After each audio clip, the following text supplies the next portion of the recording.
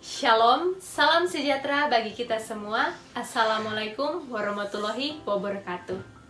Pertama-tama patutlah kita mengucap syukur kepada Tuhan Yang Maha Esa karena atas berkat dan perkenanannya sehingga kita masih boleh menikmati berkat Tuhan lewat kesehatan dan kekuatan hingga saat ini. Terima kasih kepada dosen penguji dan dosen pembimbing yang sudah meluangkan waktu dan sudah mengizinkan saya untuk melaksanakan sidang skripsi pada hari ini. Perkenalkan, nama saya Christina Clarencia Salurante, NIM 170430079. Pada kesempatan ini, saya akan mempresentasikan skripsi dengan judul Pengaruh Perubahan Tarif Pajak Penghasilan Wajib Pajak Badan tahun 2020 terhadap manajemen laba klien KKP Faudi Stadtwerk dan Partners cabang Manado. Berikut ini adalah agenda-agenda yang akan saya bahas pada video presentasi ini. Yang pertama, latar belakang. Yang kedua, tujuan penelitian. Yang ketiga, konsep-konsep utama. Yang keempat, penelitian terdahulu. Yang kelima, metode penelitian. Yang keenam, hasil penelitian dan pembahasan. Dan yang ketujuh, kesimpulan dan rekomendasi. Kita masuk pada agenda yang pertama, yaitu latar belakang. Perpajakan memiliki banyak aturan yang telah diatur dalam peraturan perundang-undangan. Setiap wajib pajak yang harus memahami semua peraturan perpajakan yang berlaku. Pada awalnya, perpajakan bukanlah pajak, tetapi hadiah yang diberikan secara sukarela kepada raja oleh rakyat. Dalam perkembangan selanjutnya, pemberian itu menjadi upeti, dan pemberian itu bersifat wajib dan diputuskan secara sepihak oleh negara. Dengan kata lain, pajak yang semula merupakan hadiah menjadi pajak. Pajak penghasilan badan adalah pajak yang dikenakan atas penghasilan perusahaan. Penghasilan yang dimaksud merupakan penambahan bagi kemampuan ekonomi perusahaan di dalam dan di luar negeri. Melalui peraturan pemerintah nomor 30 tahun 2020, pemberitahuan penurunan tarif pajak penghasilan wajib pajak badan dalam negeri berbentuk perseroan terbuka. Tarif pajak penghasilan badan atau PPh bentuk perusahaan terbuka akan berkurang dari 25% menjadi 22%. Pengaturan penurunan tarif pajak penghasilan badan ini merupakan turunan dari Undang-Undang Nomor 2 Tahun 2020 dan berlaku efektif pada tanggal 19 Juni 2020. Pemerintah Indonesia sebelumnya berencana menurunkan tarif pajak penghasilan badan pada 2019 dari 25% menjadi 22% untuk tahun 2020 dan 2021. Sebagai perusahaan yang sedikit atau banyaknya mengalami pandemi COVID-19 pada tahun 2020, penurunan tarif pajak ini mempercepat penurunan omset atau keuntungan hingga kerugian yang sangat besar. Kebijakan penurunan tarif pajak penghasilan badan sempat menjadi simpang siur karena surat pemberitahuan atau SPT online masih menggunakan tarif 25% sampai bulan Maret 2020. Namun, Direktorat Jenderal Pajak atau DJP menegaskan bahwa penyesuaian angsuran pajak tahun yang berjalan, yaitu tahun 2020, diberlakukan pada saat yang sama, yaitu mulai masa pajak batas waktu penyampaian SPT tahunan PPh tahun pajak 2019. Dengan adanya pemberlakuan tarif pajak yang baru, perusahaan atau wajib pajak badan sangat diuntungkan karena tarif pajak efektif. Perusahaan akan menjadi lebih kecil. Terkait perubahan tarif pajak penghasilan, kadangkala menimbulkan konflik kepentingan antara perusahaan dan pemerintah, yang dimana sangat bertolak belakang. Pihak perusahaan berkeinginan membayar pajak seminim mungkin, sedangkan pemerintah semaksimal mungkin. Termasuk klien KKP Faudi Stadtwerk dan Partners, motivasi yang kuat untuk manajemen laba yaitu meminimalkan pajak dengan mengurangi laba bersih. Karena adanya insentif pajak atau non-insentif pajak, maka perusahaan juga melakukan manajemen laba. Ketika manajer perusahaan mencoba untuk mengelola laba, maka perubahan tarif memberikan insentif bagi manajer yang akan mendorong untuk mengurangi keuntungan perusahaan melalui discretionary accrual. Discretionary accrual adalah pengakuan akrual bebas, tidak diatur dan merupakan hasil dari kebijakan manajemen. Dengan opsi ini, manajemen dapat memanipulasi laba dalam laporan keuangan sehingga mengurangi pajak yang dibayarkan. Berdasarkan latar belakang masalah yang telah dijelaskan, maka penulis termotivasi untuk melakukan penelitian dengan judul Pengaruh Perubahan Tarif Pajak Penghasilan Wajib Pajak Badan tahun 2020 terhadap manajemen laba klien KKP Faudy Stadtwerth and Partners cabang Manado. Adapun tujuan dilaksanakan penelitian ini yaitu untuk mengetahui pengaruh perubahan tarif pajak penghasilan wajib pajak badan tahun 2020 terhadap manajemen laba klien KKP Faudy Stadtwerth and Partners cabang Manado. Topik yang selanjutnya yaitu konsep-konsep utama. Pengertian pajak. Menurut Undang-Undang Nomor 16 Tahun 2009 tentang perubahan keempat atas Undang-Undang Nomor 6 Tahun 1983 tentang ketentuan umum dan tata cara perpajakan, pada pasal 1 ayat 1 berbunyi pajak adalah kontribusi wajib kepada negara yang terutang oleh orang pribadi atau badan yang bersifat memaksa berdasarkan undang-undang dengan tidak mendapatkan imbalan secara langsung dan digunakan untuk keperluan negara bagi sebesar-besarnya kemakmuran rakyat. Pengertian pajak penghasilan badan. Pada pasal 1 dalam Undang-Undang Pajak Penghasilan atau UU PPH, pajak penghasilan merupakan pajak yang dikenakan terhadap subjek pajak atau atas penghasilan yang diterima atau diperoleh dalam 1 tahun pajak. Sehingga pajak penghasilan badan atau PPH badan merupakan pajak yang dikenakan atas penghasilan yang diterima atau diperoleh suatu badan usaha seperti yang dimaksud dalam Undang-Undang KUP. Perubahan tarif pajak penghasilan badan 2020 sebenarnya sejak lama pada tahun 2019 pemerintah Indonesia merencanakan untuk menurunkan tarif pajak penghasilan badan dari sebelumnya 25% menjadi 22% untuk tahun pajak 2020 dan 2021, kemudian menjadi 20% mulai tahun pajak 2022. Namun penurunan tarif tersebut dipercepat pemberlakuannya karena terjadi pandemi COVID-19 di tahun 2020. Dalam peraturan pemerintah pengganti undang-undang atau Perpu nomor 1 tahun 2020 dalam pasal 5 ayat 1 disebutkan bahwa penyesuaian tarif pajak penghasilan wajib pajak badan dalam negeri dan bentuk usaha tetap dari sebelumnya 25% menjadi 22% yang berlaku pada tahun 2020 dan 2021. Dasar hukum percepatan pemberlakuan turunnya tarif tersebut adalah peraturan pemerintah pengganti Undang-Undang Perpu nomor 1 tahun 2020. Di satu sisi, Perpu tersebut mengatur tentang kebijakan keuangan negara dan stabilitas sistem keuangan, di mana diharapkan kebijakan dan sistem keuangan dapat mendukung penanganan pandemi COVID-19. Dengan adanya perubahan tarif pajak yang sebesar 3% dari tarif normal dapat memberikan keuntungan bagi perusahaan. Perubahan inilah yang membuat manajemen melakukan insentif untuk meminimalisir pajak. Insentif pajak adalah suatu bentuk fasilitas perpajakan yang diberikan oleh pemerintah kepada wajib pajak tertentu, berupa penurunan tarif pajak yang bertujuan untuk memperkecil besarnya beban pajak yang harus dibayarkan.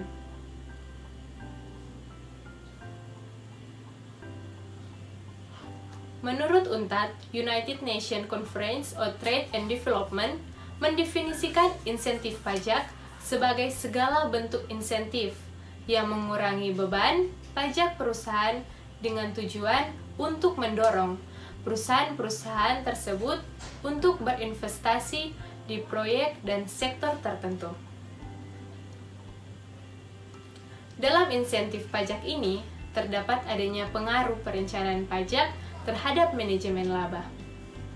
Adapun juga insentif non-pajak, yang dimana merupakan insentif yang didapat bukan berasal dari kegiatan perpajakan, namun akan menimbulkan keuntungan dari segi pembayaran pajak.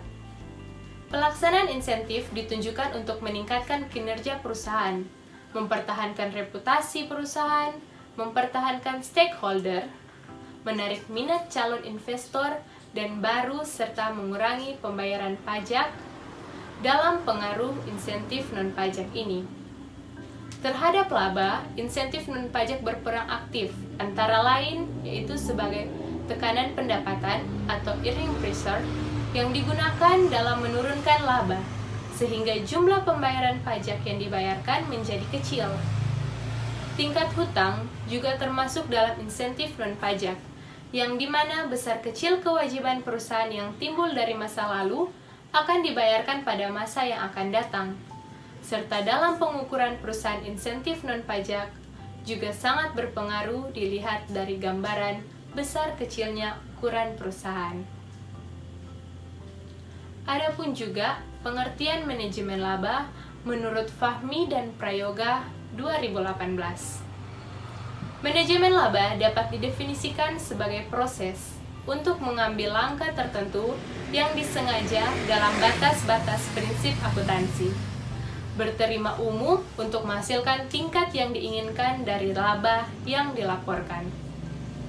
Sedangkan, menurut Sulistianto 2008, praktik manajemen laba adalah upaya manajer perusahaan untuk mengintervensi atau mempengaruhi informasi-informasi dalam laporan keuangan dengan tujuan untuk mengelabui stakeholder yang ingin mengetahui kinerja dan kondisi perusahaan.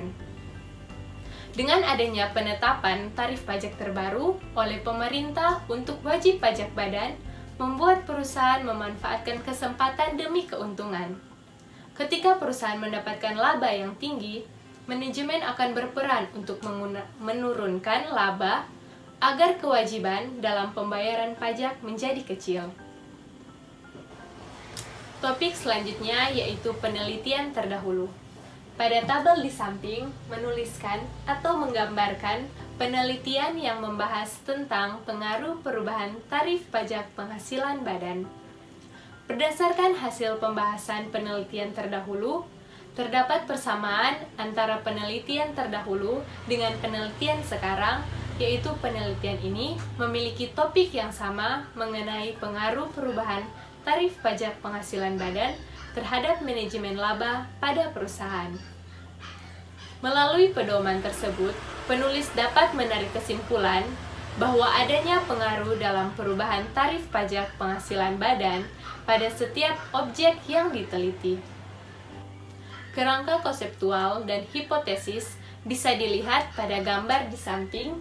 Adanya hubungan antara variabel independen, yaitu perencanaan pajak, earning pressure, tingkat hutang, dan ukuran perusahaan terhadap variabel dependen, yaitu manajemen laba. Dari kerangka pemikiran tersebut, didapatkan hipotesis penelitian sebagai berikut.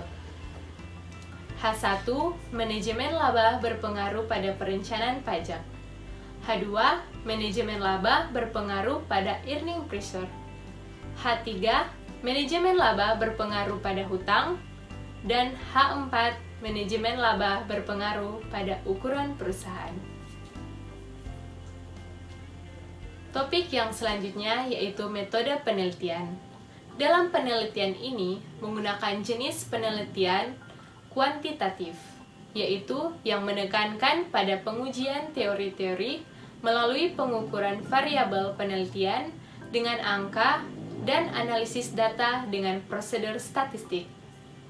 Tempat penelitian yaitu perusahaan jasa konsultan pajak KKP Faudy Statuard and Partners di Jalan Babe Palar, Tanjung Batu, Kecamatan Wanea, Kota Manado, Sulawesi Utara. Waktu penelitian selama 4 bulan dari bulan April sampai Juli 2021. Objek penelitian yaitu laporan keuangan klien KKP Faudy Statuard and Partners.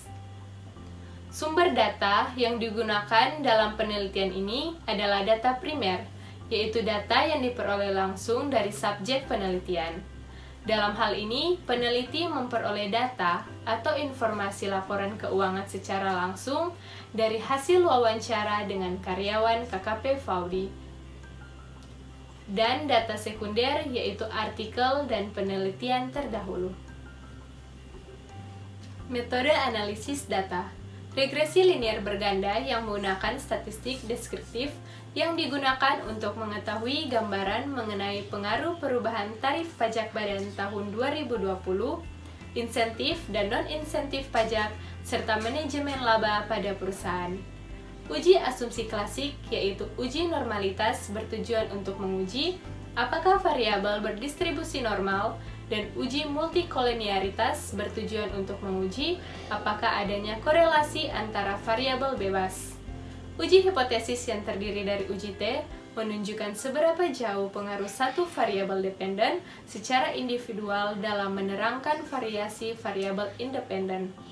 Uji F menunjukkan apakah semua variabel dependen yang dimasukkan ke dalam model mempunyai pengaruh secara bersama-sama terhadap variabel dependen.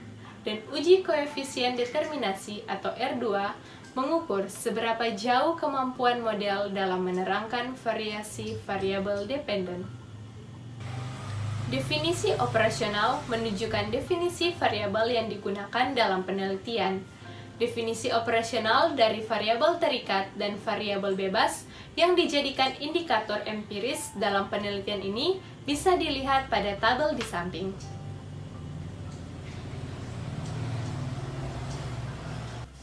Kita masuk topik selanjutnya, yaitu hasil penelitian dan pembahasan.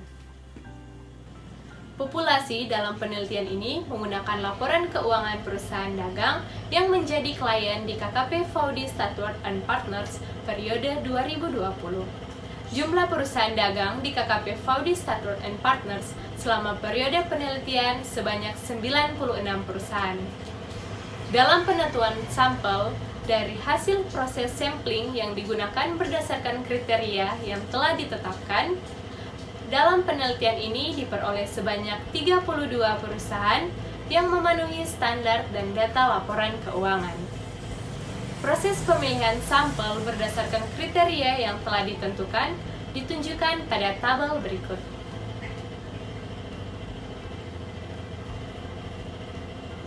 Dari hasil uji pada tabel statistik deskriptif dapat dilihat bahwa nilai rata-rata di ASI bernilai negatif sebesar min 0,1759 yang menunjukkan pola manajemen laba dengan membuat laba dalam laporan keuangan saat ini lebih rendah dari laba sesungguhnya atau biasa disebut dengan income minimation sebesar min 17,59%. Untuk seluruh observasi nilai rata-rata dari variabel tax plan bersifat positif sebesar 0,0022 yang berarti bahwa rata-rata perusahaan untuk seluruh observasi melakukan perencanaan pajak untuk meminimalisir beban pajak yang dimiliki perusahaan sebesar 0,22%. Untuk seluruh observasi nilai rata-rata variabel EPRES yang bersifat positif sebesar 0,0091 menggambarkan bahwa perusahaan menggunakan positif akrual untuk mengurangi pendapatan untuk melakukan income smoothing sebesar 0,91%.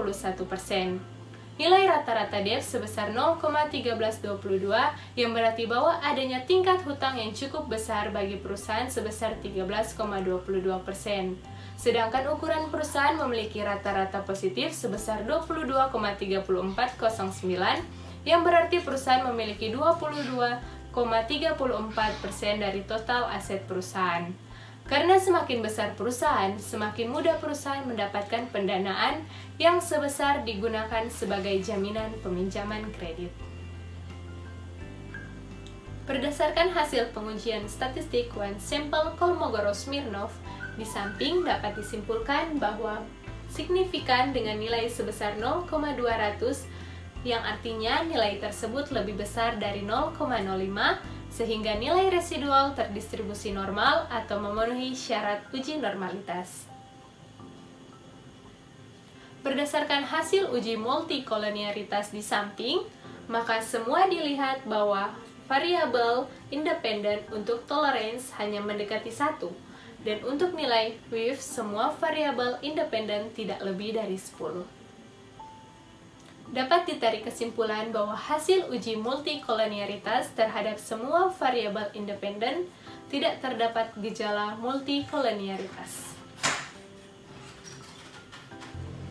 Berikut hasil uji statistik T dapat dilihat pada tabel di samping. Yang pertama, text plan X1 terhadap beta Y dapat dilihat pada tabel koefisien model 1. Terdapat nilai signifikan sebesar 0,004 yang berarti bahwa nilai signifikan lebih kecil dari nilai probabilitas 0,05 atau nilai 0,02 lebih kecil dari 0,05, maka H1 diterima dan H0 ditolak. Variabel X1 mempunyai T hitung yakni 3,138 dengan T tabel sama dengan 2,052. Jadi T hitung lebih besar T tabel dapat disimpulkan bahwa variabel X1 memberikan kontribusi terhadap Y. Nilai T positif menunjukkan bahwa variabel X1 memiliki hubungan secara langsung atau searah dengan Y, sehingga dapat disimpulkan text plan berpengaruh signifikan terhadap beta. Yang kedua, IPRES X2 terhadap beta Y. Bisa dilihat pada tabel koefisien model 1, terdapat nilai signifikan sebesar 0,027 yang berarti bahwa nilai signifikan lebih kecil dari nilai probabilitas 0,05 atau nilai 0,027 lebih kecil 0,05, maka H1 diterima dan H0 ditolak. Variabel X2 mempunyai T hitung yakni 2,334 dengan T tabel sama dengan 2,052. Jadi T hitung lebih besar T tabel dapat disimpulkan bahwa variabel X2 memberikan kontribusi terhadap Y. Nilai T positif menunjukkan bahwa variabel X2 memiliki hubungan yang searah dengan Y, sehingga dapat disimpulkan IPRES memiliki pengaruh signifikan terhadap beta. Yang ketiga, debt atau hutang X3 terhadap beta Y.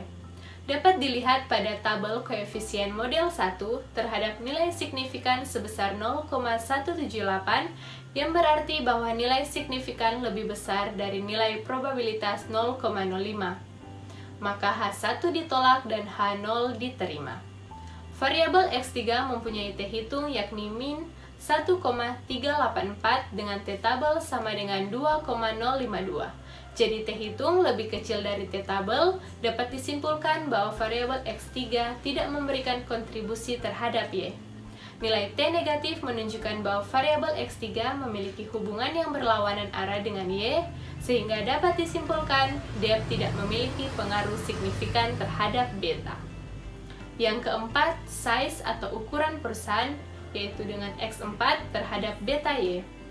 Dapat dilihat pada tabel koefisien model 1, terdapat nilai signifikan sebesar 0,812 yang berarti bahwa nilai signifikan lebih besar dari nilai probabilitas 0,05, maka H1 ditolak dan H0 diterima. Variabel X4 mempunyai T hitung yakni min 0,240 dengan T tabel sama dengan 2,052. Jadi T hitung lebih kecil dari T tabel, dapat disimpulkan bahwa variabel X4 tidak memberikan kontribusi terhadap Y. Nilai T negatif menunjukkan bahwa variabel X4 memiliki hubungan yang berlawanan arah dengan Y, sehingga dapat disimpulkan debt tidak memiliki pengaruh terhadap signifikan beta. Berdasarkan tabel output SPSS versi 26 di samping, diketahui nilai signifikan sebesar 0,029 yang artinya nilai signifikan lebih kecil dari nilai probabilitas atau nilai 0,029 lebih kecil dari 0,05.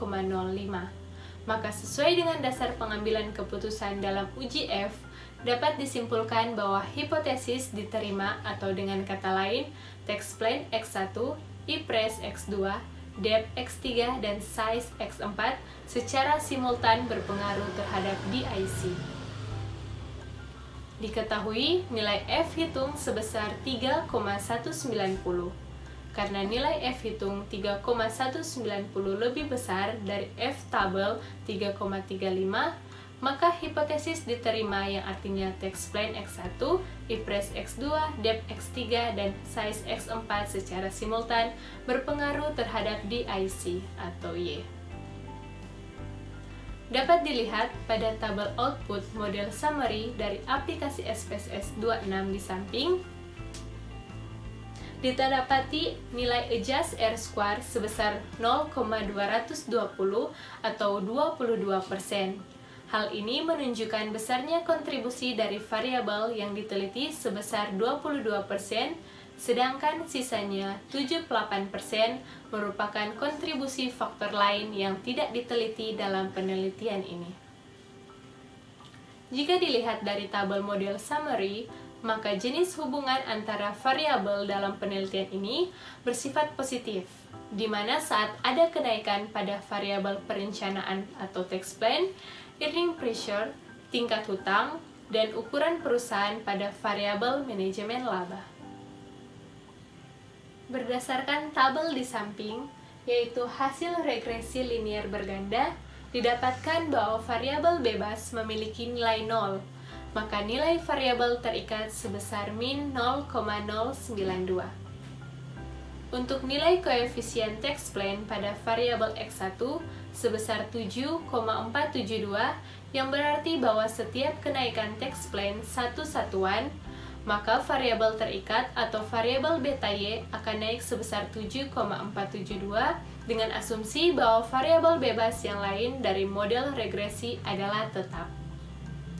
Kemudian pada nilai koefisien IPRES pada variabel X2 sebesar 1,459, yang berarti bahwa setiap kenaikan pada IPRES satu satuan, maka variabel beta Y akan naik sebesar 1,459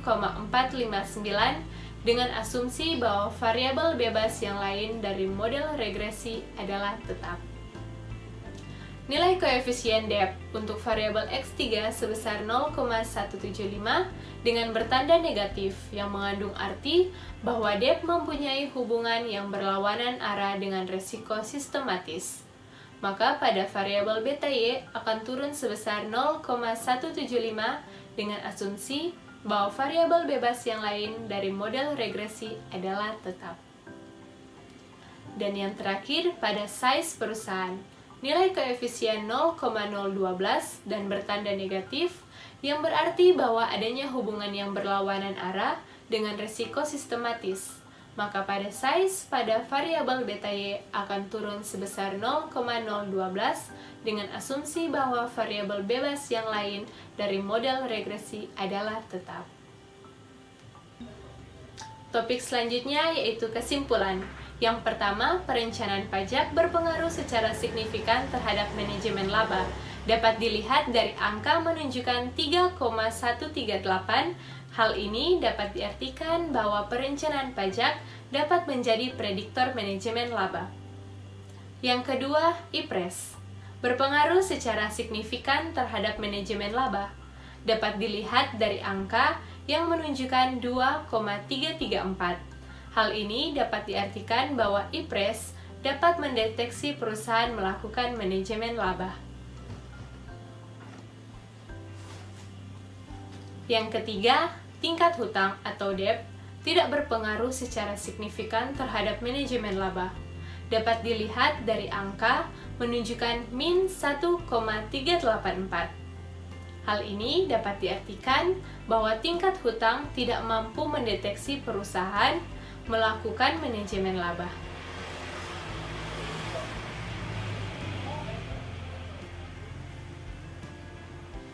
Yang keempat, ukuran perusahaan ternyata tidak berpengaruh positif signifikan terhadap manajemen laba. Dapat dilihat dari angka yang menunjukkan min 0,240.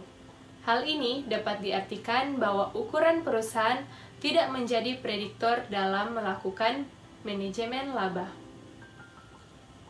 Sekian presentasi dari saya. Terima kasih.